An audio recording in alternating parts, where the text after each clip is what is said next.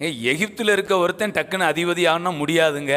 யோசேப்புங்க அதிபதி ஆகிறதுக்கு எவ்வளோ தடை அப்படின்னா, முதல் தடை அவர் எகிப்தியன் கிடையாது. இது உடைக்கப்பட்டது வாக்கு தத்தத்தில். கையை தட்டுங்க, கையை தட்டுங்க. நீங்க உயர்த்தப்படுவதற்கு எந்த தடையும் கிடையாது. வாக்கு தத்தம் வந்துட்டுனா அதுவும் பாருங்களேன். இதுல நல்லா கவனிங்க.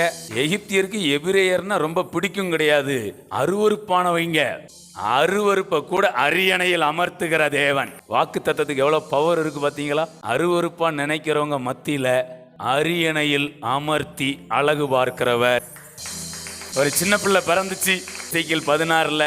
அந்த பிள்ளை எப்படி இருந்துச்சான்? பிறந்த உடனே அருவருக்கிற மாதிரி. அதனால தூக்கி தூர எரிஞ்சிட்டாங்களாம். நம்ம தலைவர் வந்தாரு, பிழைத்திரு அப்படின்னாரு.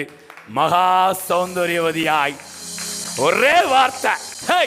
வாக்கு தத்தம் அருவருப்பை அழகாய் மாற்றுகிறது.